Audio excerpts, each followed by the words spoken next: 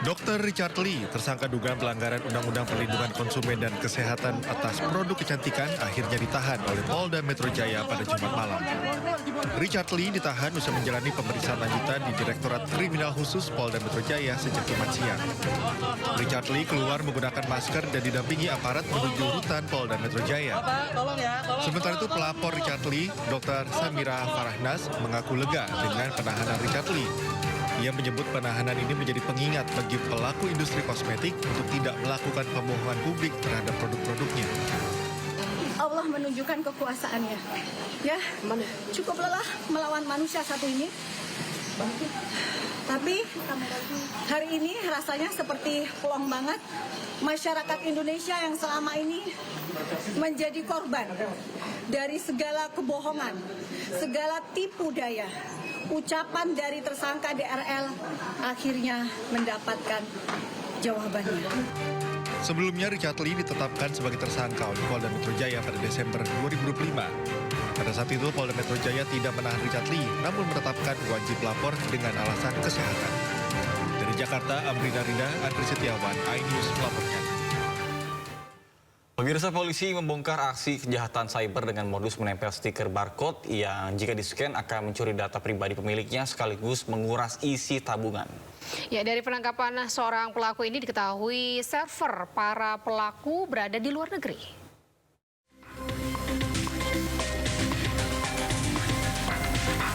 Unit Reskrim Polsek Pesanggerahan Jakarta Selatan membongkar praktik kejahatan siber dengan modus menempelkan stiker barcode yang jika di-scan akan mencuri seluruh data pribadi pemiliknya, bahkan bisa menguras uang rekening. Terbongkarnya kasus ini berawal dari rekaman CCTV yang viral di media sosial. Polisi yang melakukan penyelidikan berhasil menangkap satu pelaku berinisial SHS alias P yang berperan sebagai menempel stiker barcode. Dari penangkapan SHS, penyidik kepolisian kemudian melakukan pengembangan dengan menelusuri server para pelaku yang akhirnya diketahui berada di negara Cina. Berhasil mengamankan satu orang pelaku yang duanya kami masukkan ke dalam DPO.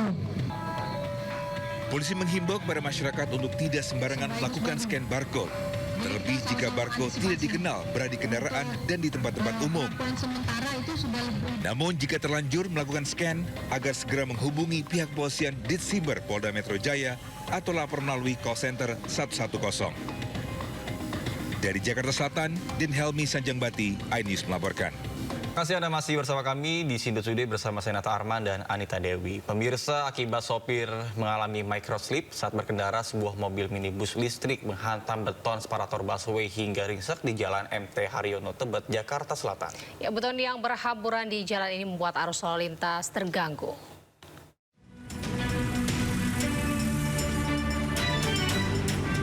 Sebuah mobil listrik bernopol B1359UNU dini hari menabrak beton pembatas jalur Transjakarta di ruas MT Haryono dari arah Pancoran menuju Cawang, Jakarta Timur.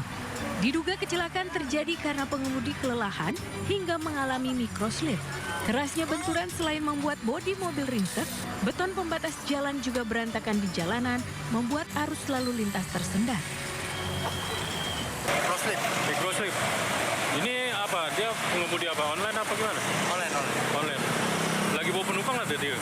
Enggak, Sendiri berarti, Bang? Iya. Dari arah mana, Bang? Kurang tahu. Arah Pancoran kali tadi ya? Kayaknya sih arah Pancoran. Mau kecelilitan ya? Nabrak apa, Bang? Separator busway. Tidak ada korban dari kecelakaan tunggal ini. Selanjutnya untuk proses penyelidikan, kendaraan dan sopir dievakuasi petugas ke unit Gakum Polda Metro Jaya. Dari Jakarta Selatan, Helmi Sanjangbati, iNews melaporkan. Pemirsa, sebuah minibus menabrak sejumlah pemotor dan pedagang kaki lima di kawasan Jenderal Sudirman, Kebayoran Baru, Jakarta Selatan pada Jumat dini hari. Dua pemotor yang mengalami luka-luka ini langsung dilarikan ke rumah sakit, sementara kecelakaan diduga terjadi akibat pengemudi mengantuk.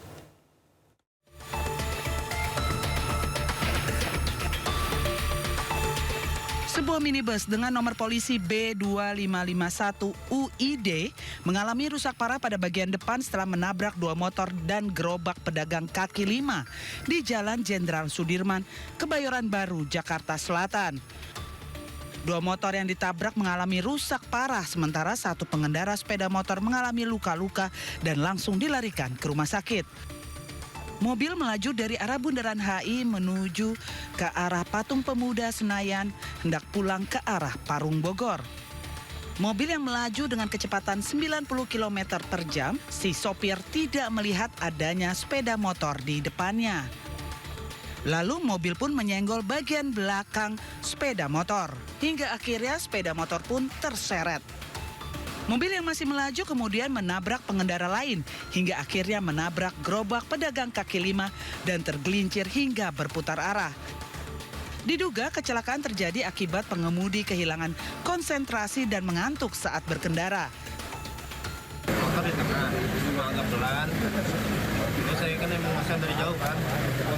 Dia agak belok ke kiri, agak belok ke kanan dikit. Jadi karena buntutnya langsung berbalik saya, buang setir. Posisi kencang juga tadi bawa mobilnya. 80-90-an. Kondisi hujan. Kondisi udah nggak hujan, memang ini aja basah. Kasus kecelakaan ini kini ditangani petugas Laka Lantas Polres Metro Jakarta Selatan. Mobil yang mengalami kerusakan langsung dievakuasi petugas menggunakan mobil derek. Pemirsa, polisi menetapkan pengemudi truk kontainer sebagai tersangka dalam tabrakan beruntun 10 kendaraan di kilometer 93 Tol Cipularang, Purwakarta, Jawa Barat. Ya, dari hasil olah TKP sementara ditemukan adanya pengereman yang tidak berfungsi dan muatan truk yang melebihi kapasitas.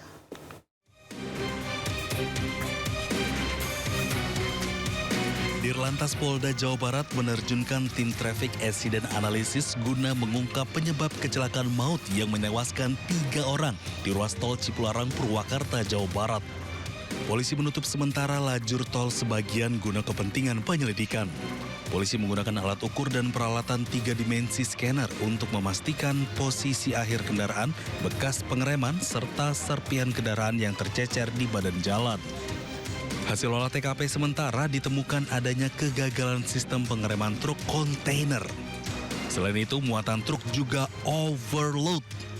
Polisi juga telah menetapkan sopir truk kontainer sebagai tersangka dan kini berada di Mapolres Purwakarta. Diduga kendaraan kontainer yang digunakan oleh tersangka mengalami gagal fungsi pengereman. Ya.